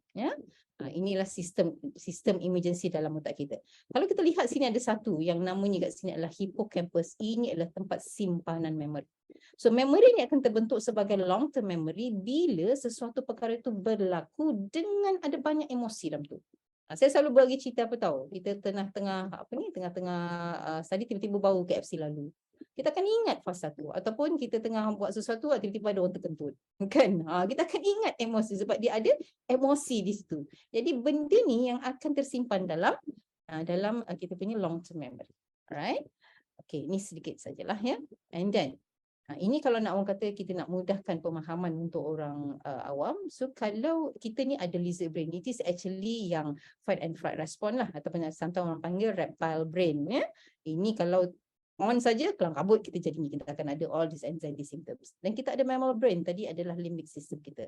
Dan human brain adalah kita punya neocortex. Itu adalah di bahagian orang kata otak yang higher function lah, yang mempunyai fungsi interpret, abstract, imagination, consciousness and so on. So gambaran tentang fungsi otak kita secara kasar dalam bahasa yang mudah. Jadi bagaimana kita nak unleash all the students potential? Ini yang Dr. Sabri kata dalam kita punya fingerprint profiling tu, kita melihat EQ, IQ, resilience dan satu lagi kita panggil cognitive. Resilience ni sama dengan adversity, cognitive function. Jadi benda ni IQ memang biasanya apa orang kata dia bergantung lah macam mana assessment, kita pun tahu kita selalu dengar IQ. Tapi EQ, emotion ni sebenarnya kita boleh latih untuk ada emotion quotient yang tinggi. Sebab emotion quotient ni sangat penting. Memahami emosi diri dia faham emosi orang lain dan dia boleh mengatur balik, menjadikan diri dia lebih tenang dan sebagainya. Resilience. Ini adalah benda-benda yang sangat berkait dengan potensi sosial, sebab bila kita nak belajar, anak-anak kita ada individual learning. Ini yang kita lihat. Bila mereka belajar, mereka kalau kita tengok sekarang anak-anak belajar menggunakan aktiviti subjek pun. Jadi kalau tak lulus exam, tak dapat result yang bagus, mereka rasa stres. Tetapi kalau kita nak buat personal learning, dia memang bergantung kepada apa anak tu ada. Ya, apa anak tu. Jadi kalau katakan anak tu dia belajar dan daripada segi apa kita panggil dia punya approach dia, kalau kita buat project base sangat menarik. Sebab daripada project base tu kita tak tertekan dengan orang kata untuk capai silibus, tetapi kita banyak menggunakan aktiviti seperti contohnya kita berinteraksi dengan kawan, so kita belajar komunikasi. Kita mencari maklumat, kita belajar stimulate diri kita untuk cari information. Tak dapat pertolongan, kita usaha lagi. Kat situ ada banyak perkara seperti growth mindset yang kata cuba berusaha sedaya upaya. Banyak sangat kebaikan sekiranya kita menggunakan project base. Okay, ini yang kita cuba bawakan tapi kalau kita nak orang kata nak mengubah sistem yang ada memang sangat susah lah. Jadi sebab tu kita kena berusaha besar-besar memberi pemahaman kepada semua orang supaya sedikit sebanyak kita boleh menghala kepada pendidikan yang lebih mendukung apa anak tu ada. Macam Dr. Sabri katakan, dulu sekarang pun masih ada lagi, cuma kita pun sekarang dah makin baik lah. Maksudnya kita dah melihat vocational tu sebagai satu peluang untuk pelajar yang tak suka akademik, dia dah boleh hala kepada vocational berbanding dulu kena juga belajar sampai SPM. In fact, pengalaman saya sendiri ada pelajar yang dia tak pandai baca buku pun. Tingkatan 4, tingkatan 5. Dia datang folder tebal, anak tunggal, anak kontraktor. So saya cakap, tak tahu macam mana boleh masuk dalam klinik saya kan. Jadi saya pun kata, boleh doktor nak tengok macam mana abang tulis? Dia tolak balik ke takat saya kan. Tak apa doktor. Bukan tak apa. Dia orang Kelantan ni dia gitu ya. Tak apa doktor. Bukan tak apa doktor nak tengok. Habis tulis. Dia kata bukan tak apa doktor nak tengok. Lepas tu tolak. Rupanya dia nama sendiri pun tak pernah tulis. Jadi saya cakap, anak handsome tau lelaki. Saya cakap dengan mama dia kan. Saya kata, kenapa puan masih hantar anak dekat sekolah? Sebab nak ambil SPM doktor? Tak apalah, jadi kalau tak lulus pun tak apa, janji ambil SPM. Itu ayat dia kan. Jadi saya cakap, kalau saya jadi puan, saya akan berhentikan anak ni. Terkejut dia, saya cakap, jangan salah faham. Sebab saya kata, dia mungkin ada kemahiran lain. Ayah dia adalah kontraktor yang besar. Kenapa tak pergi ikut ayah dia kalau dia minat berniaga dan belajar pasal mana nak buat, batu mana, siapa yang kontraktor mana yang boleh jadi subkon diorang. Kan benda-benda yang berkaitan dengan perniagaan. Mungkin mak dia macam terkejut kan. Kali kedua dia datang jumpa saya, lepas tu doktor saya dah berhentikan anak saya faham apa yang doktor cakap tu betul. Saya kata buang masa pergi sekolah hanya setakat dengar, tak faham, tak boleh tulis, tak boleh apa. Kan? Tapi sebenarnya dia ada potensi yang mak ayah dia tak nampak. So sayang. Alright. Jadi daripada segi strategi tu memanglah guru-guru yang kena tahu, dan inilah kita punya one of our mission untuk membantu guru-guru juga faham tentang apa yang mereka boleh bantu supaya anak-anak ni yang berpotensi ni untuk boleh terus berkembang dan mencapai apa yang mereka harapkan dari inborn potential. So these are not without challenges. Ya, maknanya sekarang ni macam saya sendiri, saya memang mencari-cari. Kalau cikgu panggil saya untuk bercerita tentang sistem pendidikan, saya memang sangat suka. Dan apa yang saya ceritakan sedikit sebanyak, kalau macam di Kelantan tu, dah banyaklah guru-guru yang apa-apa je dia orang call saya, doktor nak buat macam mana saya ni? Kadang-kadang saya nasihatkan, kalau pun tak boleh nak belajar dekat sekolah biasa, pun cari sekolah di luar. Kalau tak boleh, kadang-kadang saya kata kemahiran is better. Tengoklah apa yang kita nak cari, and redefine apa yang kita panggil sebagai education, pendidikan. Pendidikan tidak bermaksud hanya pandai akademik.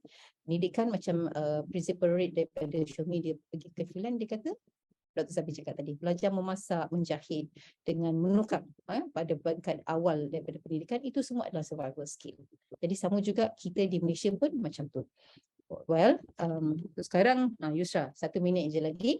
Jadi saya terpaksa recap apa yang saya dah kongsikan. To conclude that pada saya, dengan wujudnya teknologi untuk mengetahui potensi anak-anak, untuk mengetahui bakat, kita boleh polish mereka untuk berjaya menjadi diri mereka sendiri. Bukan lagi orang kata kita nak jadi factory yang memerlukan kotak yang sama. Cacat sikit kita buang. Kita nak supaya jadilah pokok durian ke, pokok bunga matahari ke, pokok keledek ke, as long as dia survive dan dia boleh mencapai apa yang dia nak. So, inilah kerja kita. Dengan pemahaman tu saya harap kita dapat bekerjasama. Ya, kita akan membantu guru-guru dan juga pentadbir, siapa-siapa yang memerlukan, how to see our children potential, dan insyaAllah kita akan dapat mengubah kita punya sistem pendidikan. Dr. Sabri cakap kan, to change the nation need 100 years. So insyaAllah dalam 100 tahun lagi kita akan dapat mengubah sistem pendidikan kita, insyaAllah. So saya serahkan balik kepada Cik Yusra. Terima kasih banyak. Assalamualaikum warahmatullahi wabarakatuh. Thank you so much, Dr. Zila, for the fresh insight. Now, we will open the floor for a questions and answer session. This is your chance to actively engage with our speakers and seek further clarification on the topic discussed. Feel free to submit your questions through the Zoom chat feature, and we will select the questions to be addressed during this session. While waiting for questions from audience, let's start first with the question that was collected during registration from the Google form. So can you share the screen? Okay, the first question is from in our Google form. DNA profiling ada ke di Malaysia, di Sabah? So I would like to call Dr. Sabri to answer this question.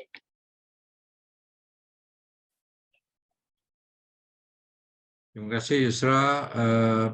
So far DNA profiling yang dipeloporkan oleh CareXera Health Sdn Bhd berada di Semenanjung. Di Sabah belum ada lagi dan juga di Sarawak belum ada lagi. Okay, thank you, Doctor. Next question. I have also heard about metaphysics tarikh lahir. Have you come across this? I will also give this question to Dr. Sabri. Okay, I have heard about metaphysics tarikh lahir, tapi I have not involved in doing it, even though I know it exists. Some of my colleagues doing it, but I'm not fond of it because it is not backed by science. Okay, thank you, Doctor. Next question. Does this work for adults too? Dr. Sabri again. Okay, DNA profiling initially focused by CareXera Health is actually for adult. We started DNA profiling for adult and also intervention so that every adult can achieve healthy longevity. So by taking a saliva samples and the sample will be sent to UK. Because at the moment only CareXera Health Sdn Bhd is doing DNA profiling plus epigenetics. So we do both DNA profiling plus epigenetics because DNA profiling is a blueprint of what you need to know about your health, how to improve your lifestyle. But epigenetics is to measure the outcome of your intervention. So that is why we do both profiling. And epigenetic can be repeated after the intervention, can be repeated after 6 months to 1 year. Okay, thank you, Doctor. Next question, is DNA profiling going to be the future for all students in Malaysia? For this, I would like to hear opinion from both Dr. Sabri and Dr. Zila. Who wants to start first? Dr. Sabri? I think give to Dr. Zila first. Okay, is DNA profiling going to be the future for all students in Malaysia?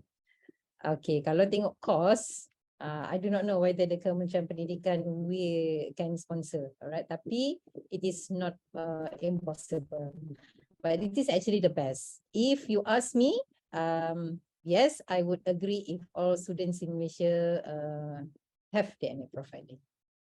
Senang kita nak buat kerja, macam tu. Okay. As for me, we have both child DNA profile for talent, EQ, IQ, personality. We have fingerprint profiling.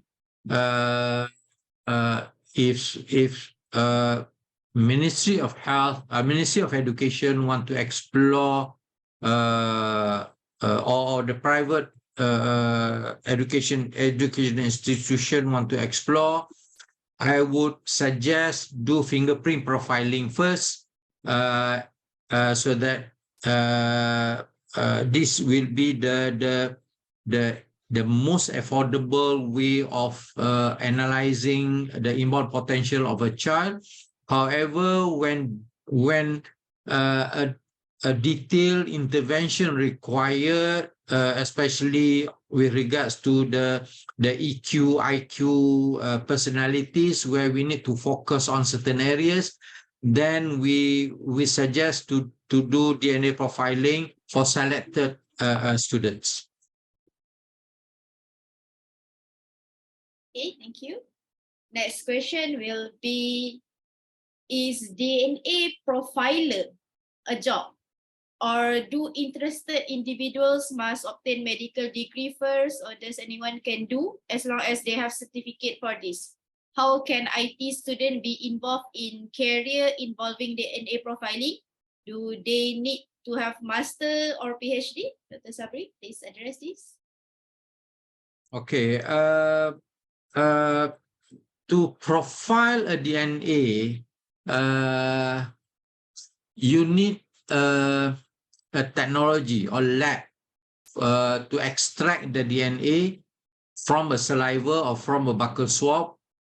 Then the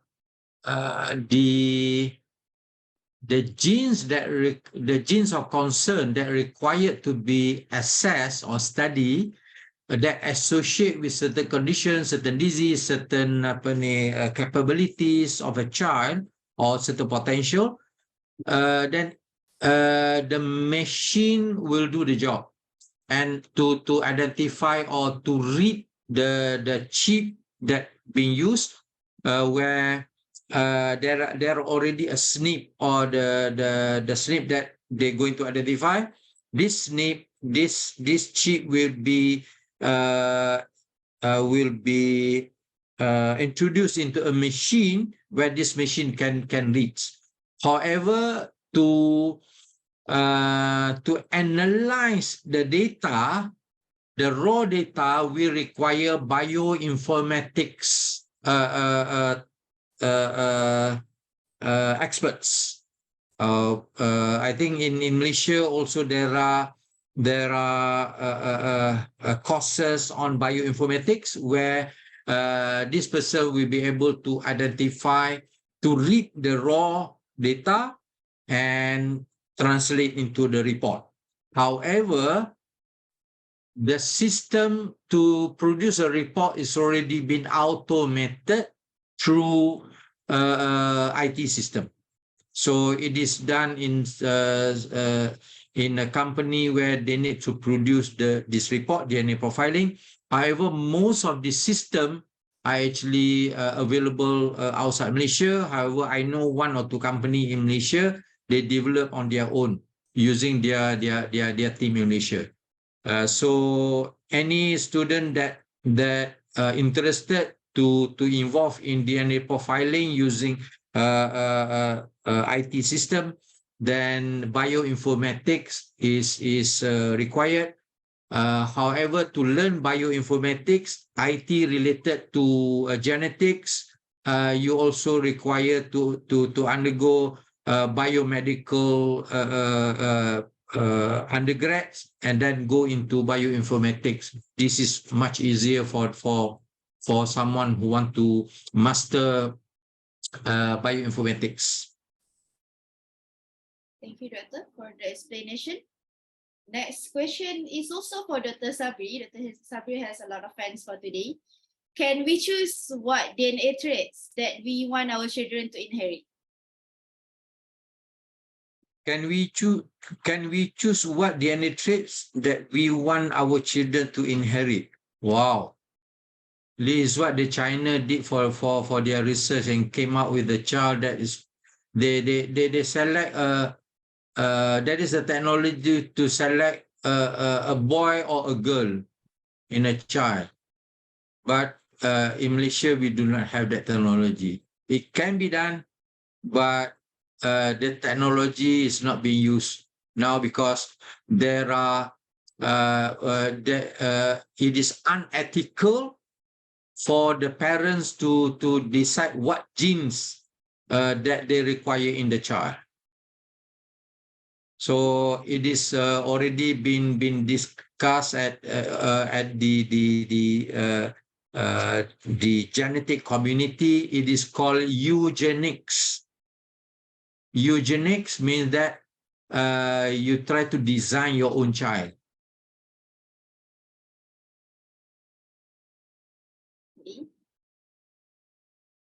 Next question. What is the accurate, oops, different question here. Okay, back. Okay, next slide. Would be interesting to know how behavioral therapists, psychologists, child psychiatrists, and pediatricians view on genetic profiling and its use in their clinical practice. Finally, a question for Dr. Zila. All right. So I can only answer for the child psychiatrist partner. All right. To me, it is very, very important, as I mentioned earlier, that almost 50% of my burden actually answered when you know the fingerprint profiling. We're talking about fingerprint profiling or what? Genetic profiling, right? Okay, at least that fingerprint profiling, as we have several cases. Yeah, we discussed about what are the pros and cons, what are how the parents can help to nurture their children, and what are their strengths. Ya, macam contoh pembelajaran, macam mana cara mungkin selama ni kita tengok anak-anak kita ni macam case tadi buat kerja rumah, mak buatkan sebab mak kata apa ni nanti cikgu marah. Sedangkan budak tu memang dia tak faham langsung. Dia ada very short term memory, for example, kan. Jadi these are the things yang kita boleh bantu bila ada short term memory. So kita boleh bantu macam mana to enhance dia punya memory. Yeah? Saya tak sempat tadi nak cerita detail tentang neuroplasticity, but if you read about Jim Quick is actually a child with a damaged brain. So the neuroplasticity help him, and now he become I think it's a very known kita panggil apa ya, dia I couldn't remember the name. Tapi dia sangat terkenal lah sebab of the brain plasticity, dia speed reading and so on. So we can help in that sense. Jadi kalau di pihak saya profiling ni memang sangat-sangat membantu untuk child, untuk parents dan juga untuk teacher, because in child psychiatry, we are multidisciplinary approach. So we work together with the parents, we work together with the teachers. In fact, we visit schools and we visit their home to really understand the social part of the patient's, the child's life. No? So with this, it really helps. Thank you, Dr. Zila. For Dr. Sabri, I believe CareXera can organize a program, a forum maybe, that involve all these professional that has been stated. I believe in this forum, in this webinar, we also have behavioral therapists, psychologists, child psychiatrists, and I have a few pediatricians that are joining us today. Maybe after this, we can organize a forum. So everyone, please do join our WhatsApp group to receive more updates. If you have program, we will let you guys know. Dr. Sabri, any extra comment on this question before I proceed to next question?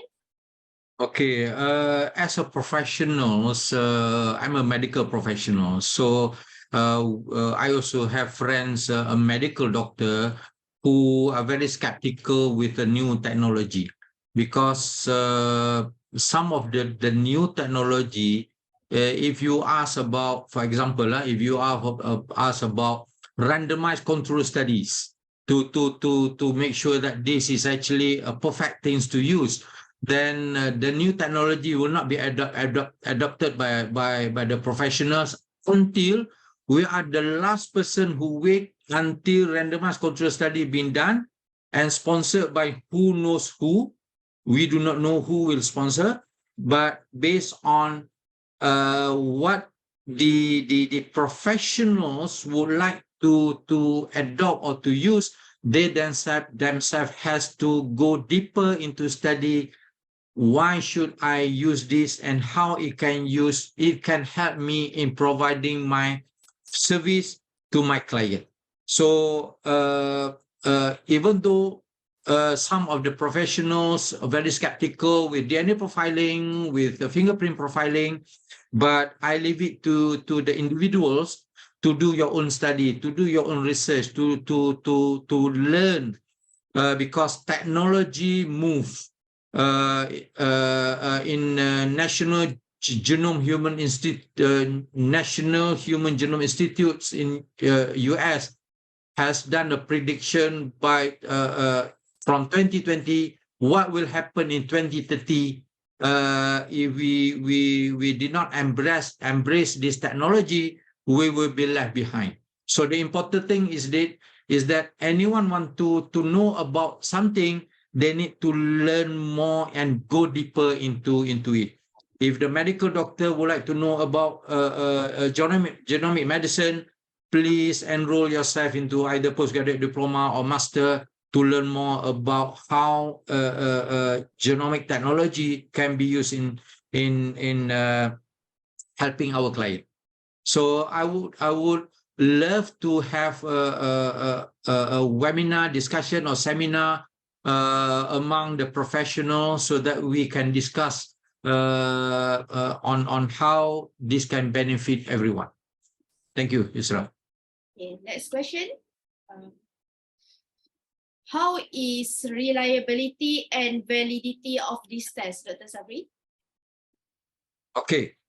For DNA profiling, I can say highly accurate because whatever SNP that has been decided to be used is decided based on at least 5 peer-reviewed research on association studies based on GWAS, genome-wide association studies.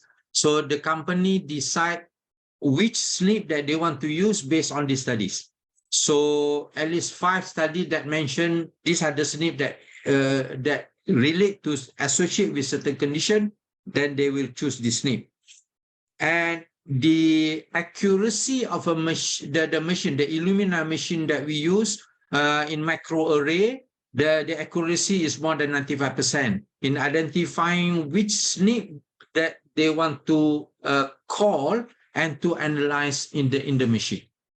So for fingerprint profiling, the data that is used, more than 1 million data of the population, so that every single print that been analyzed will be guided by big data analytics.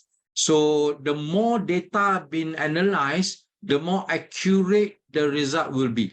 So basically, that is based on the lab or based on data analytics.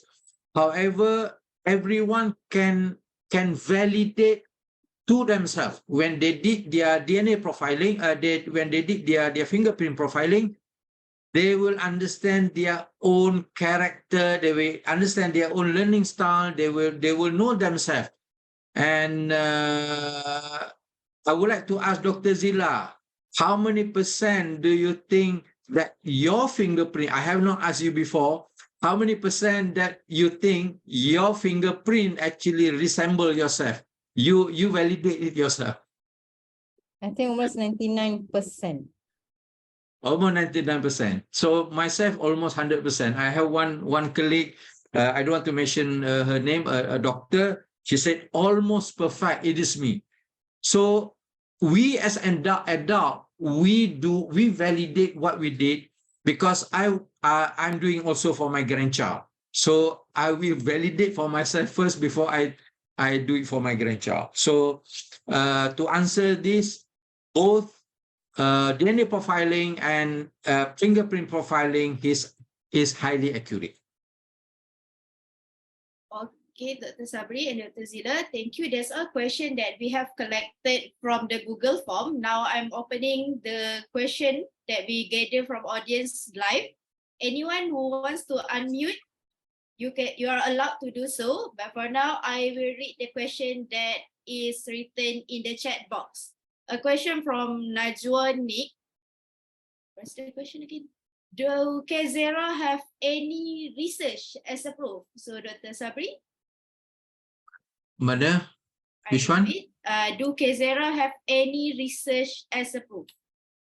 I would like to know which research to prove what? DNA profiling or fingerprint profiling? So what area of research that they want to know? Because there are a lot of area of research. We also would like to do research with USM to validate DNA profiling and fingerprint profiling. So this is what we're going to do. But with regards to research in the Najwa asked to, I need to know which area. We have papers relate to DNA profiling and also fingerprint profiling.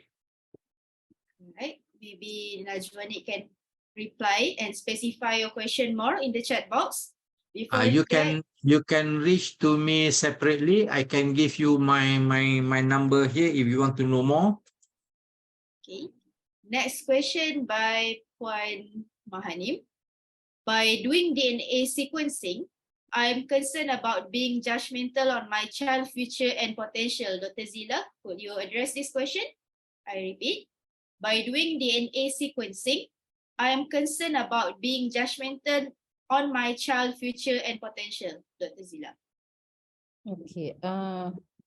Can you explain more why ataupun in what area that you think that it is judgmental? Maksudnya macam mana?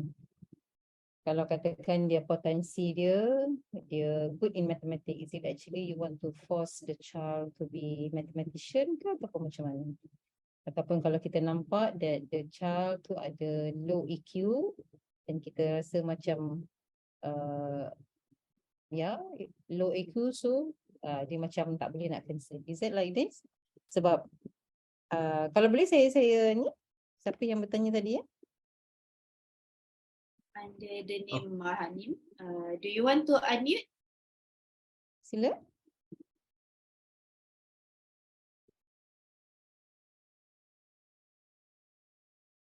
Okay, maybe we will go on the question more after this.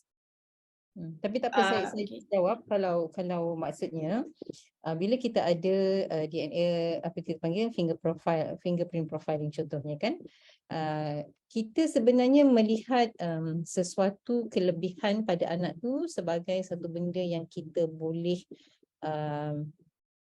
lakukan sesuatu supaya dia menjadi seorang yang kalau dia nak dalam bahagian tu. Tetapi ada yang kadang-kadang anak-anak kita dia ada berbagai talent dan dia tak pilih semua, ya. Kita biasanya akan satu. Jadi sekiranya kita nampak dia ada kelebihan dalam contohnya sport, so kita boleh membantu dia menghalakan kepada pendidikan ataupun kepada latihan kepada sport. So kita tak judge dia.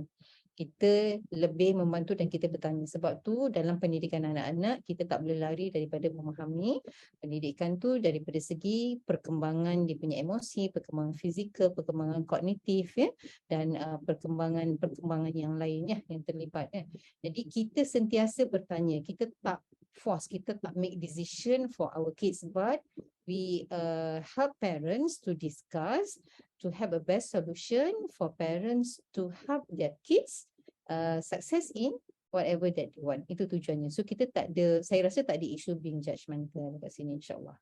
Kalau ada apa-apa boleh reach menyelita lah. And one Mahani. Okay, I nak jawab sikit yang soalan ni. In actual fact, the DNA and also fingerprint will be used as a guide for the parents. Parents need to assess their child. For example, if kita found out that, for example, my granddaughter has a lower average of mathematics than the population, 1 out of 4. Okay, but we will not judge until we will not determine until we do the assessment. Okay, the DNA said this child has low DNA, low mathematics skill. We ask the mother or the father to do the assessment of the child. At a certain age, this is how you need to assess the child's capability in mathematics. Okay, if the assessment found that the child has low skill, low intelligence in mathematics, then if the parents want to enhance, then we advise the parents on how they're going to enhance. That's number one. So whichever EQ that you can improve the child. For example, the child with low resilience, then we need to improve the child's resilience level. Before we improve the child resilience level, we have to assess where is the child right now. Then we advise how to improve. Sama juga kalau child tu ada kehebatan dalam entrepreneur, for example, ataupun dalam matematik lah, ambil contoh senang. Then we ask the parent to assess at, for example, at 4 years old or 5 years old. What is the earliest age that we can assess mathematics, for example, Yusra, on talent?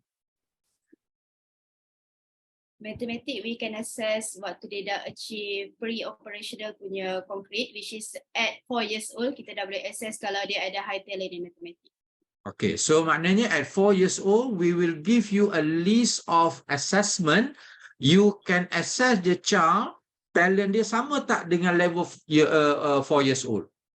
Kalau dia boleh do something more than 4 years old, 5 years old, 6 years old, means that he or she has a strength in mathematics. That enhance nurture on top of nature. Lagi cepat dia naik. So we will teach the parent on how to nurture supaya cepat lagi kanak-kanak ni dapat mencapai kehebatan dalam mathematics. Yang lemah kita intervene, kita improve. So there is nothing about judgment here. We analyze, we assess the child, and we provide the necessary support or nurturing based on the strength, based on the weaknesses. But now we do not, dah tak ada guesswork. We know where to focus, where to enhance. Okay? Talking about all this assessment and guidance, allow me to add on, in CareXera, after we receive the DNA profiling report, we will give 1 year free of parental guidance. So if we know the child have weakness in certain traits, for example, resilience, we will give a module to the parents on how to develop and how to assess the improvement. That's why we call it a personalized parental guidance for the parents to take action on how to improve the child punya weaknesses. It's not for us to judge, it's for us to work together with the children to improve themselves. Okay, next question. Based on CareXera experience, is it advisable to repeat the first fingerprint profiling test result if the result not fully correlate with the person or the child, Dr. Sabri? Okay, I have answered here because it depends on how the child been nurtured. Sometimes the child born as eagle, but from beginning, the child been suppressed by the parents. Okay, so the authoritarian parents will nurture the child against their punya strength, their punya inborn potential. When the child will not show what is been identified in their inborn potentials. Sama juga character, sama juga personality. So that is why very, very important. We need to interview the parents why the child has difference between the fingerprint and also it does not correlate lah with the child. So we have a child or even an adult does not correlate with their fingerprints, but when we go deeper, then we know that the nurturing, the way the child been nurtured during they are small, actually is going against the nature, nurturing against the nature, and the child did not prevail based on their punya inborn potential. Then need to see Dr. Zila for correction lah. So need psychotherapy, need a lot of things, Dr. Zila kan, because when the child not able to show their own personality, or they are very afraid, they are not eager which are not eager, then we will do the interview, we go deeper into it, then we need a proper intervention. What do you think, Dr. Zila? Yeah, correct. Good. A lot of things need to be considered in that sensation, in that condition. Okay, Dr. Zila and Dr. Sabri, I believe this is not a question, but a statement that I would like to read aloud and share with others. This technology will surely help me in managing clients with substance abuse. Why I would like to pinpoint this comment? Because in our DNA profiling, we also can see the overall wellness, which includes alcohol addiction, gambling addiction, gaming addiction, and smoking addiction. It is also a trait that can be identified through genes. Maybe Dr. Sabri wants to comment more on this? Yeah, because this is related with dopaminergic receptors sensitivity. So by understanding this, if the child have, for example, high gaming addiction, the parent will know early and can intervene early. Okay, so same as other addiction, the parents will be able to identify and prevent it from happening. So the intervention can be done early. Okay, thank you, Dr. Sabri. Or Dr. Zila want to add on addiction? Apa ya? Soalan tadi apa, Yusra? Dia punya komen adalah this DNA can also help untuk dia bantu dia punya client with addiction. Oh, ini kalau dah ada substance abuse lah. Kalau dah ada, saya rasa tak perlulah kan daripada nak buat DNA untuk detect. Tapi kalau yang tak ada, contohnya, saya rasa kalau katakan anak kepada substance abuser, mungkinlah yang tu kan, untuk preventive. Kalau dah ada tu, I don't know maksud dia macam mana kalau dah ada. Too many substance abuse doesn't require DNA profile. To prevent substance abuse, yes, you require DNA profile. Because once someone who have substance abuse, then the intervention is whether you do DNA profile or you don't do DNA profile, the intervention does not relate with the genes. Unless you do CRISPR lah, you potong genes tu.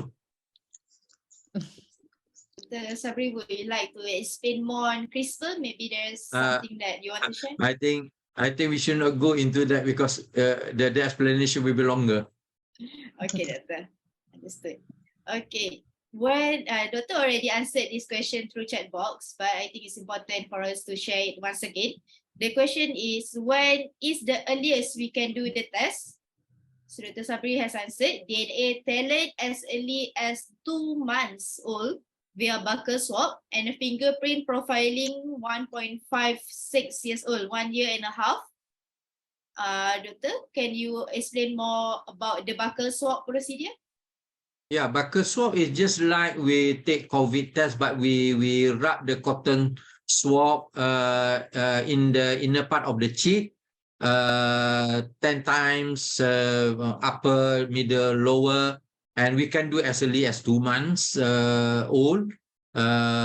Knowing early better for the parents, so that the parents can do the assessment early.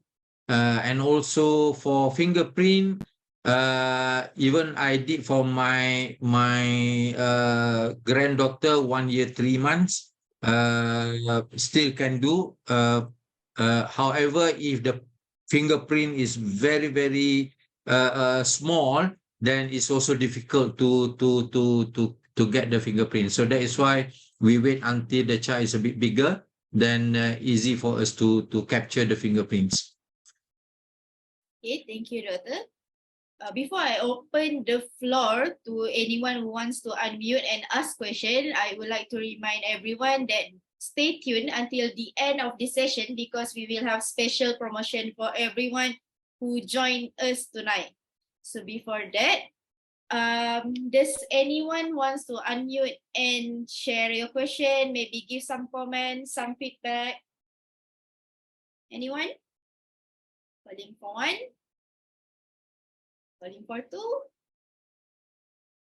I can see someone there. Me, Assalamualaikum warahmatullahi wabarakatuh. Wassalam. Dr. Rose here. I would like to ask, inquire about, because since I've done my DNA and epigenetic, maybe I think I don't mind sharing here if Dr. Sabri can explain further, because myself, I did first genetic profiling in 2018 with Fit Genes, and I repeat now with CareXera. But anyway, I can't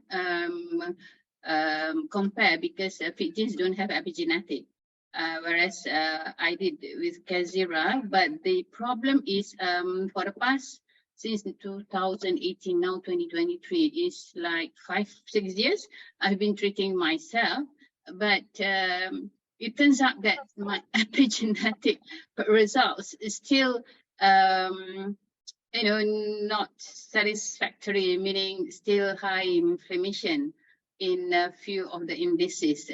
Can you explain further, Dr. Sabri? I mean, if you have any takes on that.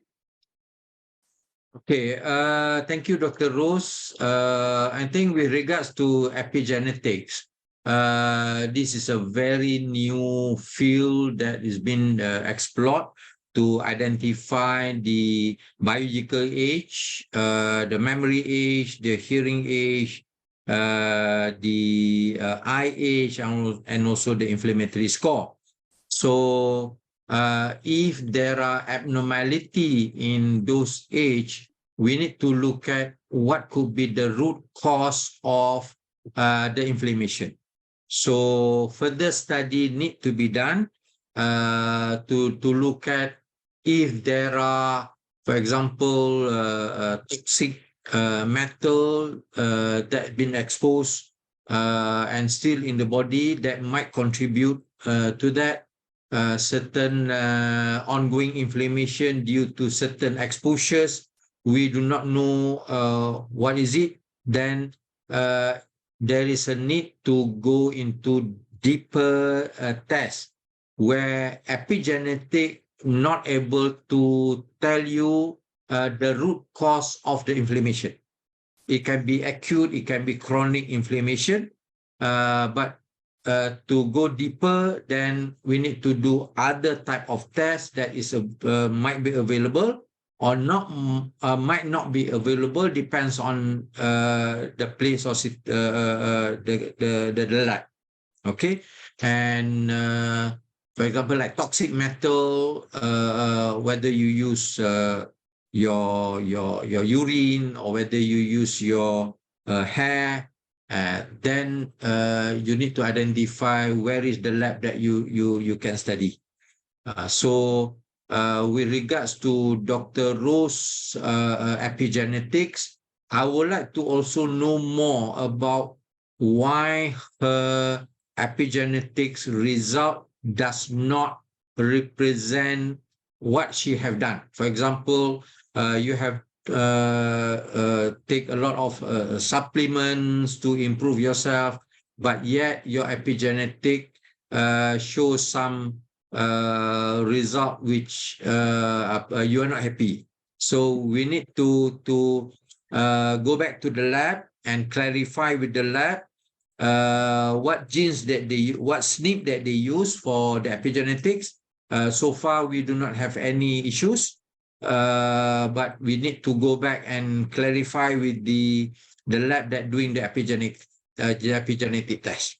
Okay, so then we will learn more about that, where we require to go deeper into understanding the marker that being used to detect the DNA methylation related to your aging.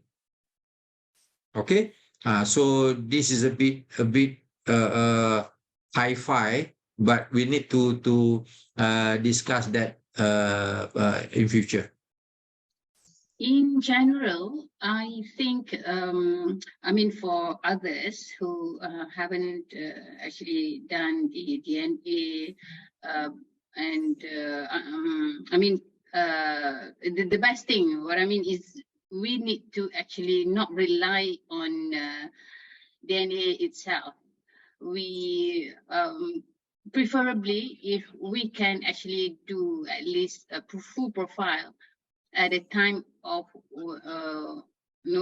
when we do our DNA profiling, epigenetic, and if we are capable to do other tests as well, like Dr. Sabri mentioned just now, I think that will be very, very good. Because like mine one, I did my full profiling blood test. More or less not as bad as what the epigenetic results came out.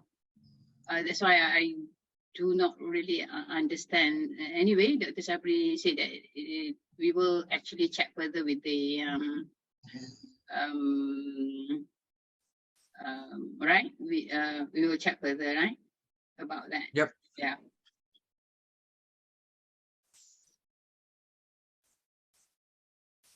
If there is a need to repeat also, we will request you to repeat. The charges? Free of charge. At our cost. All right. But we wait for their response first, Response, right? yes. All right. Thank you. Because I'm afraid like this though, Dr. Rose. Yeah. There are few samples that they did not proceed with epigenetics because they say they afraid that the call rate might be lower. So jadi tak tahu sama ada your samples actually tergolong dalam golongan yang tu, tapi they still continue to do the test because the QC must be there before they send your DNA methylation chip into the machine. So we need to clarify on that. If there is a case, because this is the first time we had that kind of reports, we will ask you to repeat again. All right. All right. Thank you so much. Okay.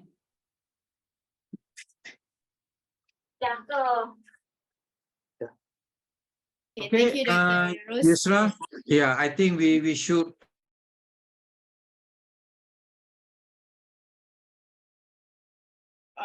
Dr. Sabri, you are muted. Oh, I think that's all, Yusra. I think we can end our session.